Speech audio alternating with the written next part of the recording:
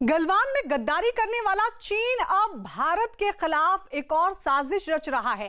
कुछ दिनों पहले आई सैटेलाइट तस्वीरों के आधार पर यह कयास लगाए जा रहे थे कि चीन गलवान नदी पर बांध बनाकर सिंधु नदी की धारा को प्रभावित करना चाहता है, ताकि जंग की स्थिति में वो सिंधु नदी को बम की तरह तबाही के लिए इस्तेमाल कर सके।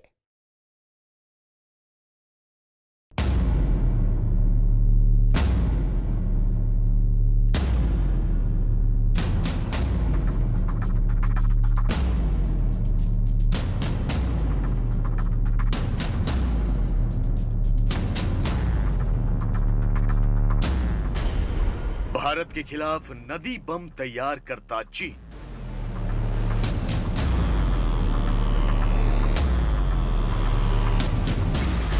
गलवान नदी पर चीन की बांध बनाने की तैयारी।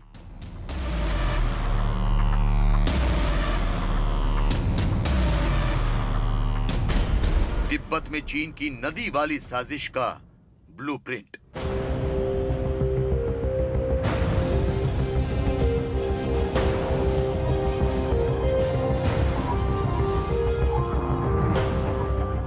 चीन गलवान में भारत से उलझने की कोशिश क्यों कर रहा है? चीन गलवान में 4 कदम आगे जाता है और 2 कदम पीछे हटने का नाटक क्यों कर रहा है? चीन गलवान में अपने सैनिकों की तादाद क्यों बढ़ा रहा है? चीन गलवान में क्या सिर्फ सड़क बना रहा है, या फिर चीन गलवान घाटी में कुछ ऐसा कर रहा है जिससे सुरक्षा के लिहाज से भारत की परेशानियां बढ़ सकती हैं?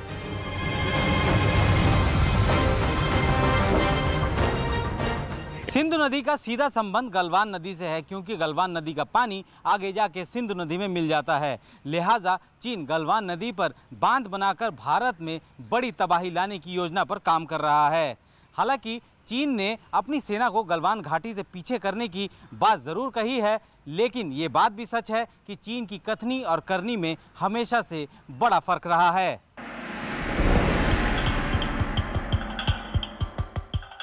भौगोलिक लिहाज से देखें तो लद्दाख और पश्चिमी तिब्बत का एक बड़ा इलाका बेहद अहम है और यहां कुदरत पल भर में रंग बदल लेती है। यहां हवा की गति और दिशा तय नहीं होती। आज गलवान नदी की जो धारा बिल्कुल सूखी हुई नजर आ रही है, हो सकता है कि कल उसमें तेज बहाव दिखे। ऐसे में चीन गलवान नदी के जरिए भारत को ब्लैकमेल करने की तैयारी कर रहा है। चीन गलवान नदी पर बांध बनाकर श्योक नदी और फिर सिंधु नदी का पानी रोकना चाहता है। यही नहीं, भारत और चीन के बीच जारी तनाव अगर जंग की शक्ल लेता है तो चीन की कोशिश यह है कि वो नदी की धारा को हथियार के तौर पर इस्तेमाल कर सके। इसके लिए चीन ने पूरा खाका तैयार कर रखा है। दरअसल पिछले दिनों गलवान नदी में निर्माण की कुछ सैटेलाइट तस्वीरें सामने आई थी। ऐसे में कयास ये लगाए जा रहे हैं कि चीन गलवान नदी पर बांध बनाने की कोशिश कर रहा है। आपको बता दें कि गलवान नदी लद्दाख की ओर बहती है और श्योक नदी में मिल जाती है। यही श्योक नदी आगे जाकर सिंधु नदी में मिल जाती है। सिंधु नदी में पानी का ज्यादातर हिस्सा गलवान और श्योक नदी का ही है। मतलब ये कि जिस सिंधु नदी को हम भारत में रोककर पाकिस्तान का पानी बंद करना चाहते हैं, उसी नदी को चीन अपने उद्गम पर ही रोकने की फिराक में। पाकिस्तान और चीन की साजिश है। हिंदुस्तान के खिलाफ वाटर वॉर की सोच है और जितने रिवर्स पे ये गलवान पे और ये कंस्ट्रक्शन करके हिंदुस्तान को इंडस पानी का इस्तेमाल करने से रोकना चाहते हैं, ये चीन की बहुत बड़ी साजिश है। चीन ने यही खेल आसाम में भी खेला था, तो हमको चाहिए कि हमको इसका उत्तर देना पड़ेगा। सिंधु नदी की धारा चीन पाकिस्तान सड़क को भी पार करती है और वहां भी एक बांध बनाए जाने की प्रक्रिया चल रही है। मतलब ये कि चीन बांधों का एक ऐसा मकर जाल बुन रहा है जिससे वो भारत में अच्छी खासी तबाही ला सके और अपने सदाबहार दोस्त पाकिस्तान को बचा सके। वैसे भी ये पहला मौका नहीं होगा कि चीन बांध को हथियार के तौर पर इस्तेमाल करने की कोशिश में है। ब्रह्मपुत्र नदी पर चीन ने एक विशालकाय बांध भारत को ध्यान में रखते हुए ही बनाया है। करीब 2900 किलोमीटर लंबी ब्रह्मपुत्र नदी दक्षिणी तिब्बत से निकलती है। तिब्बत में इसका नाम यारलुंग जाक्पो है, जिसे भारत में ब्रह्मपुत्र के नाम से जाना जाता है। इसके बाद ये बांग्लादेश में जमुना के नाम से बहती है और पद्मा में मिलकर दुनिया का सबसे बड़ा गंगा ब्रह्मपुत्र डेल्टा बनाती है। लेकिन चीन ने इसके शुरुआती हिस्से यानी यारलुंग जागपो पर एक विशाल बांध का निर्माण किया है।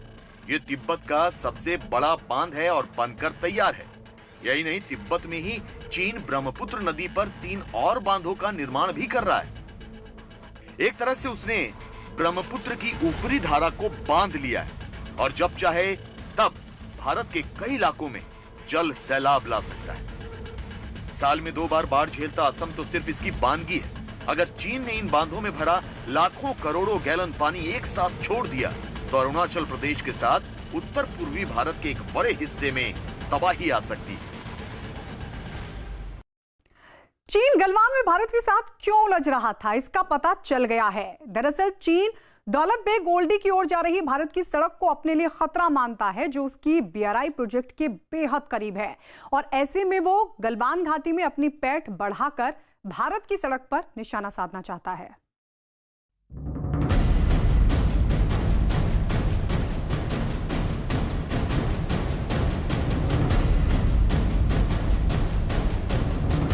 सामने आया चीन की गलवान साजिश का सच।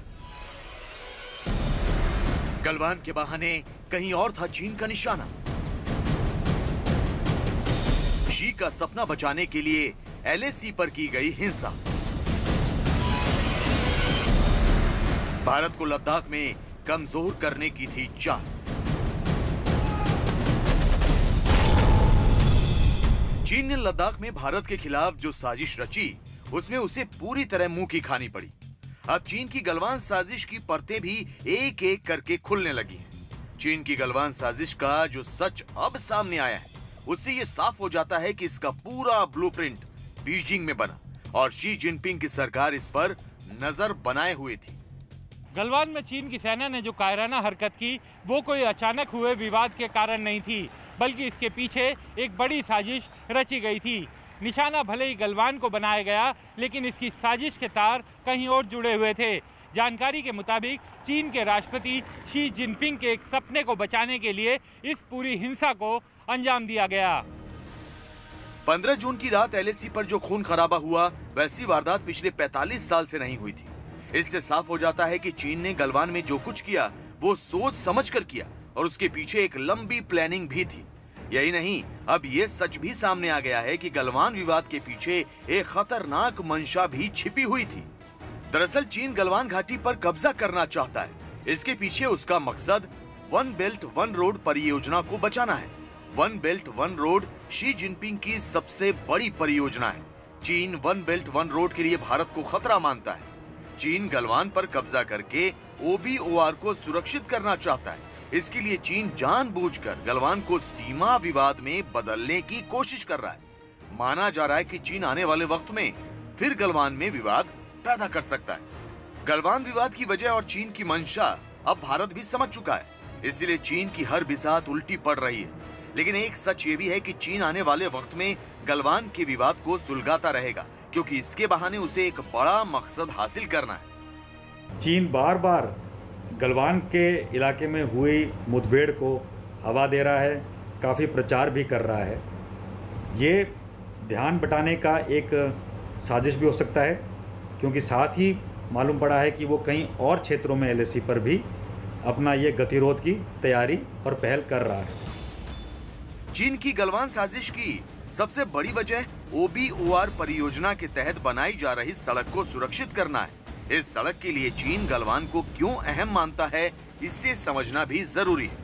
दरअसल चीन की OBOR परियोजना के तहत चीन से पाकिस्तान के बीच सीपेक कॉरिडोर बनाया जा रहा है। सीपेक चीन के शिनजियांग प्रांत से शुरू होकर पाकिस्तान के ग्वादर तक जाता है।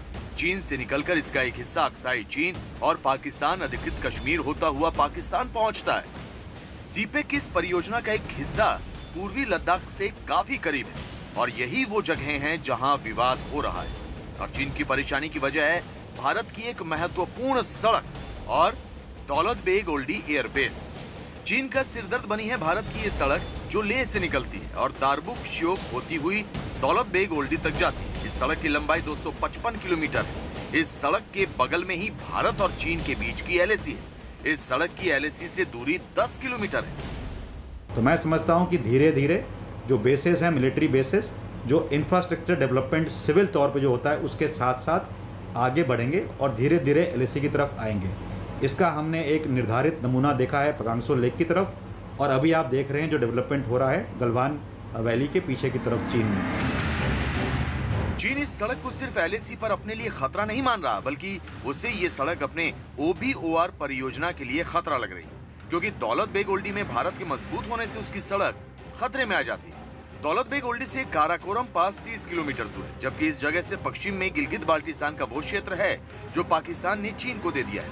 यहाँ से OBOR परियोजना के तहत जाने वाली सड़क निकलती है। भारत की इतने करीब मौजूदगी से चीन को खतरा महसूस होता है। पिछले 3 साल में जब 2017 डोकलाम की जो घटना हुई थी, उसके बाद चीन ने काफ़ी इंफ्रास्ट्रक्चर डेवलपमेंट किया है 3 साल में तिब्बत को कब्जा करने के लिए। काफ़ी रोड नेटवर्क बनाया है, काफ़ी मिलिट्री बेसेस पीछे की तरफ से आगे की तरफ धीरे धीरे करके बनाता हुआ अग्रसर हुआ है एलएसी की तरफ। चीन अपनी सड़क को सुरक्षित करने के लिए गलवान घाटी को काफी महत्वपूर्ण मानता है, इसीलिए वो गलवान के विवाद को लगातार तूल दे रहा है। OBOR परियोजना की सड़क दौलत बेग ओल्डी के करीब है और दौलत बेग ओल्डी में भारतीय वायुसेना का अड्डा है। चीन दौलत बेग ओल्डी को खतरा मानता है। चीन को लगता है कि दौलत बेग ओल्डी का खतरा गलवान पर कब्जा करके कम हो जाएगा, क्योंकि इससे चीन को दौलत बेग ओल्डी का जवाब मिल जाएगा। साथ ही गलवान में कब्जा करके चीन अपनी सड़क भी सुरक्षित कर लेगा। गलवान, दौलत बेग ओल्डी और OBOR की सड़क, ये सब कुछ चीन के लिए काफी अहम हो गया, इसलिए माना जा रहा है कि वो आने वाले दिनों में फिर से इस विवाद को तूल दे सकता है।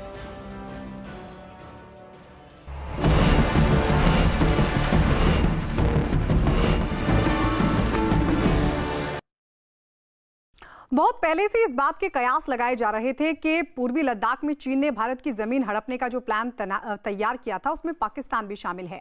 अब इस बात के पुख्ता सबूत मिले हैं कि पाकिस्तान को चीन की हर चाल का बहुत पहले से पता था।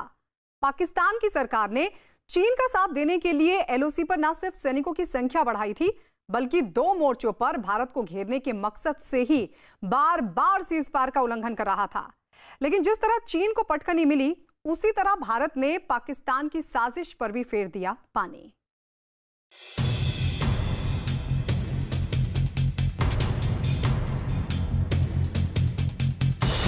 पाकिस्तान को पता था गलवान में चीन क्या करने वाला है।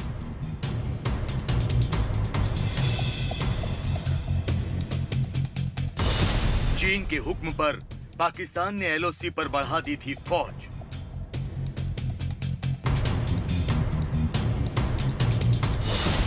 चीन ने इमरान को सौंप दिया था गलवान साजिश का ब्लूप्रिंट।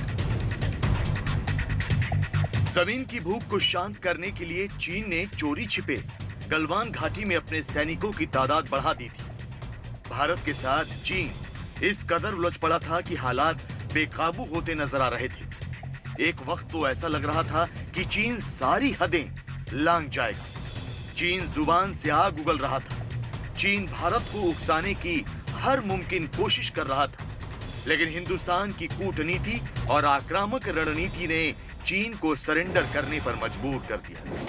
और अब गलवान में चीन की साजिश से जुड़े कुछ ऐसे राज सामने आ रहे हैं जो बेहद चौंकाने वाले हैं। इन्हीं में से एक राज ऐसा है जिसका सीधा कनेक्शन पाकिस्तान से जुड़ता है। खुफिया सूत्रों से मिली जानकारी के आधार पर यह शक जताया जा रहा है कि पाकिस्तान को गलवान में चीन की होने वाली साजिश के बारे में पहले से पता था।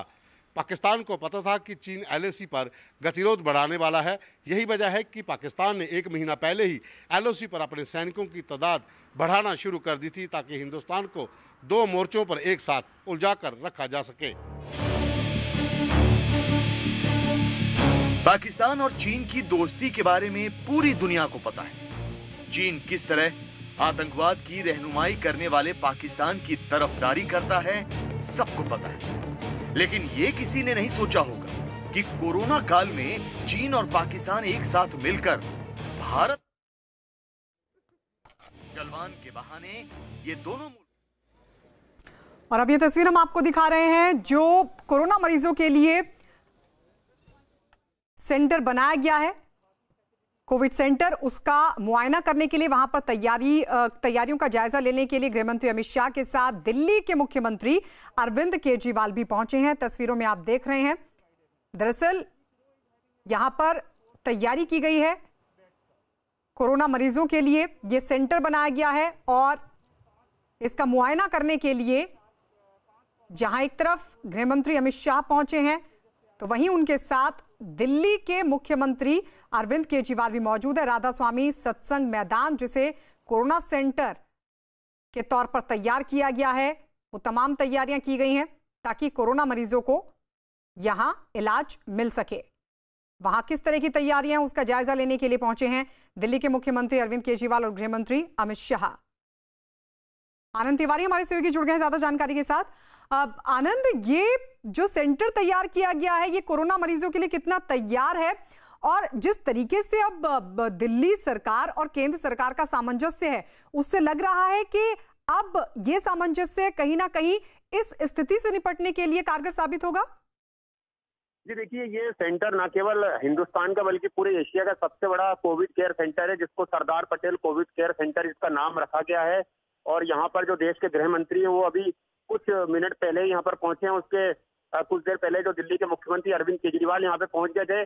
10,000 बेड की यहाँ पर क्षमता है और सबसे खास बात यह है कि 2,000 बेड तैयार हो गए हैं, सेंट्रलाइज एसी लगा हुआ है। और राधा स्वामी सत्संग ने आईटीबीपी को इसके पूरे रखरखाव की जिम्मेदारी दी गई है। दिल्ली सरकार और केंद्र सरकार का ज्वाइंट वेंचर है, जिसके जरिए ये पूरा कोविड केयर सेंटर तैयार हो रहा है। और गत्ते के यहाँ पर बेड बनाए गए हैं जिन्हें डिस्पोज ऑफ किया जा सकता है। तो पूरा हाइजीन जो है उसको मेंटेन किया गया है, साफ सफाई का ध्यान रखा गया है, भोजन भी यहाँ पे बनेगा। और इसके अलावा ऑक्सीजन के लिए भी विशेष व्यवस्था यहाँ पर की गई है। पंखे और सेंट्रलाइज एसी यहाँ पर लगे हुए हैं, टॉयलेट साफ सुथरे यहाँ पे बनाए गए हैं। और सबसे बड़ा अब तक का ये केयर सेंटर है जिसको का मुआयना करने यहाँ पर अमित शाह पहुंचे हैं। इसके पहले आईटीबीपी के जो तमाम बड़े अधिकारी हैं, डीजी थे, उन्होंने यहाँ पर आके इसका विजिट किया था। और अब अरविंद केजरीवाल और जो गृह मंत्री वो यहाँ पर पहुंचे हैं। राधा स्वामी सत्संग व्यास से जुड़े जितने भी उनके अनुयायी हैं वो यहाँ पर लगातार सेवा भी कर रहे हैं। और जो एक्सपर्ट है वो लगातार यहाँ पर अपनी अपनी जो उनकी एक्सपर्टीज है उसके हिसाब से यहाँ पर वो काम कर रहे हैं। डॉक्टर, नर्स और जितना भी स्टाफ है वो यहीं पे मौजूद रहेगा। हालांकि अब तक कोई जो पेशेंट है उसे यहाँ पर शिफ्ट नहीं किया गया, लेकिन अब कयास से लगाया जा रहा है कि आज इस तरह से गृह मंत्री यहाँ पर आए हैं, उसके बाद से अब जल्द यहाँ पर जो कोरोना के मरीज है उन्हें यहाँ पर शिफ्ट किया जाएगा, जो जिनका की देखरेख यहाँ पर होगी। और कोशिश की जाएगी कि जल्द से जल्द वो यहाँ पर एक अच्छे हवा में स्वस्थ होकर अपने घर वापस लौट सके। आनंद, आप बता रहे कि अब तक का बहुत बड़ा कोविड सेंटर है, तमाम तैयारियां यहाँ पे की गई हैं और जल्द से जल्द जो मरीज हैं उनको शिफ्ट भी किया जाएगा। तो क्या जरूरत पड़ी थी उसके बाद ये पूरा तैयार किया गया है सेंटर, या भविष्य की रणनीति के लिहाज से भी ये बहुत अहम है? जी देखिए, बिल्कुल बहुत अहम है, क्योंकि मैं आपको पहले बता चुका हूँ कि न केवल इंडिया बल्कि एशिया का सबसे बड़ा ये कोविड केयर सेंटर है। क्योंकि केवल जिस इलाके में, जिस प्रीमाइसेस में, जिस एरिया में ये कोविड केयर सेंटर बन रहा है 10,000 बेड का, वहां पर जब सत्संग होता तो करीबन 3 से 4 लोग बैठ सकते थे। तो आप अंदाजा लगा सकती हैं कि इतने बड़े एरिया में ये कोविड केयर सेंटर बनाया गया है। करीबन 24 एकड़ की ये पूरी जगह बताई जा रही है जहां पर ये कोविड केयर सेंटर का जो स्पेस है वो रखा जाएगा। और 10,000 बेड यहाँ पर रखे जाएंगे। गत्ते के बेड हैं जो खास तरह से निर्मित किए गए हैं, जिन्हें डिस्पोज ऑफ आप कर सकते हैं और उनको रिसाइकल करके फिर से उनके आप जो बेड है वो बना सकते हैं। तो हाइजीनिक जो पूरा है उसको रखा गया है, साफ सफाई का पूरा ध्यान रखा गया है। और सबसे खास बात यह है कि expert doctor, nurse, ward boy, सफाई कर्मचारी तमाम लोग यहाँ पर मौजूद रहेंगे। ऑक्सीजन सिलेंडर यहाँ पे रहेंगे। कोई आपात स्थिति अगर आती है तो कहीं और जाने की जरूरत ना पड़े, क्योंकि काफी बड़े एकड़ में ये सत्संग, राधा स्वामी सत्संग व्यास फैला हुआ है। और उसमें जिस तरह से उन्होंने आईटीबीपी को जिम्मेदारी दी है, आईटीबीपी एक एक्सपर्ट और अच्छी एलीट यूनिट कहलाती है फोर्स की, तो वो इन तमाम चीजों को यहाँ पर नजर रखेगी। और जो सत्संग से जुड़े लोग हैं वो लगातार यहाँ पर अपनी सेवाएं दिल्ली सरकार के प्रयासों से ये सेंटर तैयार किया गया है या इसमें केंद्र के भी प्रयास हैं? जी देखिए, मैंने आपको बताया ये दिल्ली सरकार और केंद्र सरकार का एक ज्वाइंट वेंचर है। दोनों की मदद ली गई है, दोनों से डिस्कशन किया गया था। दोनों ने अपनी अपनी जो भी मदद है, केंद्र सरकार और दिल्ली सरकार ने हर संभव मदद देने का आश्वासन किया था। यही वजह है कि लगातार दिल्ली सरकार के तमाम जो बड़े मंत्री या जो सरकारी अधिकारी हैं वो यहाँ पर मुआयना करने लगातार पहुंच रहे थे। पहले भी पहुंचे थे, अभी पहुंचे दिल्ली के मुख्यमंत्री अरविंद केजरीवाल खुद यहाँ पर पहुंचे हुए हैं और गृह मंत्री अब आए हैं, तो देखना होगा कि क्या गृह मंत्री कोई बयान यहाँ से देते हैं या आगे की कोई रणनीति बताते हैं या किस तरह से वो यहाँ पर मीडिया को ब्रीफ करेंगे इस सेंटर के बारे में बताने के लिए। जी, 10,000 बेड इसमें तैयार किए जाने की बात कही जा रही है। आनंद, अभी शुरुआत में कितने पेशेंट्स को यहाँ पे शिफ्ट किया जाएगा? जी देखिए गायत्री, 2000 बेड जो है वो तैयार हो चुके हैं, यानी कि 2000 पेशेंट जो है वो किसी वक्त यहाँ पर आके अपना यहाँ पर रह सकते हैं, अपना इलाज शुरू करवा सकते हैं। लेकिन 10,000 की इसकी क्षमता है और बहुत जल्द युद्ध स्तर पे यहाँ पर काम चल रहा है। हजारों की तादाद में जो कर्मचारी वर्कर्स हैं वो यहाँ पर काम कर रहे हैं कि जो जल्द से जल्द 10,000 बेड का जो पूरा ये सेंटर है ये तैयार किया जा सके। और अलग अलग तरीके से यहाँ पर जो मैं देख रहा हूँ आपको कि, और हमारे कैमरा पर्सन आपको दिखा भी होंगे तस्वीरों में कि काफी बड़े इस एरिया में फैला हुआ है, पंखे यहाँ पे लगे हुए हैं, सेंट्रलाइज एसी की व्यवस्था है, बहुत सारे हजारों की तादाद में टॉयलेट यहाँ पे बने हुए हैं, साफ सुथरी रसोई की जो है वो यहाँ पर व्यवस्था की गई है और पूरा यहाँ पे जो साफ सफाई का है पूरा ध्यान रखा गया है। डॉक्टरों की टीम जो है वो लगातार यहाँ पे विजिट कर रही है और ये देख रही है कि लोग मास्क लगाए हैं कि नहीं या हैंड ग्लव्स पहने हैं कि नहीं। तमाम लोगों को जो चेकिंग है उसके बाद ही यहाँ पर आने दिया जा रहा है, उनका ऑक्सीजन लेवल चेक किया जा रहा है, उनका बॉडी का टेम्परेचर चेक किया जा रहा है, उसके बाद तमाम चीजों को देखते हुए यहाँ पर ये व्यवस्था जो की जा रही है।